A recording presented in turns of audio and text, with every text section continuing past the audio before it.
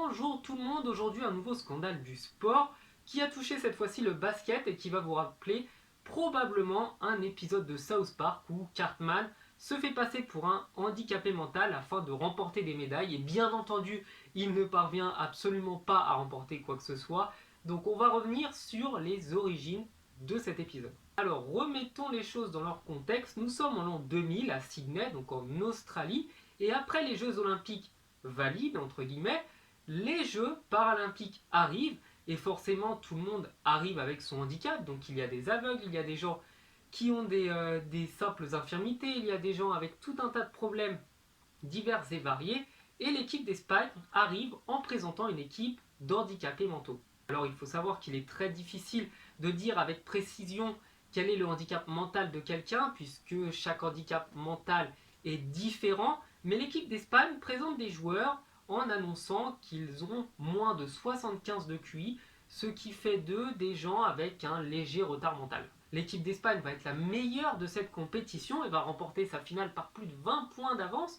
Donc l'équipe d'Espagne, championne paralympique de basket, va donc recevoir des subventions du comité international puisque c'est censé aider justement les meilleurs pays à développer leur sport. Il faut se dire jusque-là que c'est la belle histoire des Jeux paralympiques, de voir des gens avec un handicap mental parvenir à être champion paralympique, c'est la plus grosse récompense qu'on puisse obtenir dans une carrière de sportif.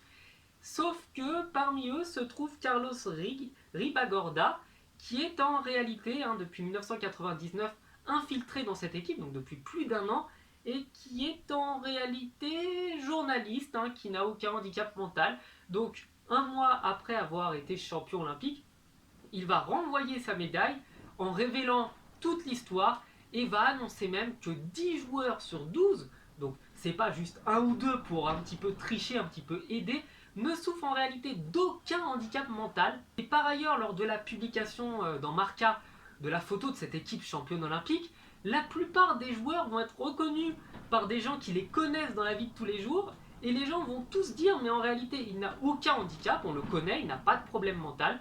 Et donc cette équipe espagnole a triché délibérément pour voler pour moi des subventions qui auraient pu aller dans de véritables fédérations handicapées. Que le problème dans cette histoire, c'est que l'image des sportifs handicapés mentaux va être extrêmement atteinte, puisqu'on va se rendre compte qu'en réalité, il n'y a pas vraiment de test passé pour s'assurer que la personne ne soit pas handicapée.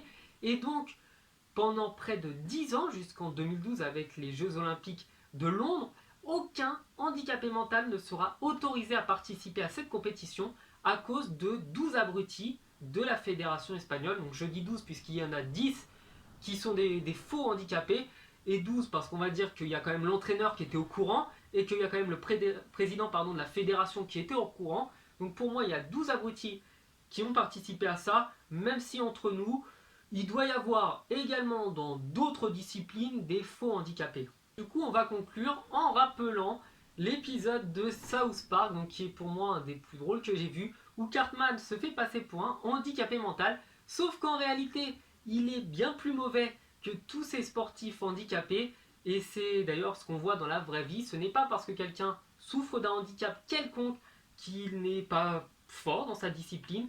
Et je voulais vous rappeler qu'il y a tout un tas de clubs et de fédérations handisport en France que vous pouvez rejoindre si jamais vous avez un handicap particulier afin de trouver un petit peu votre bonheur.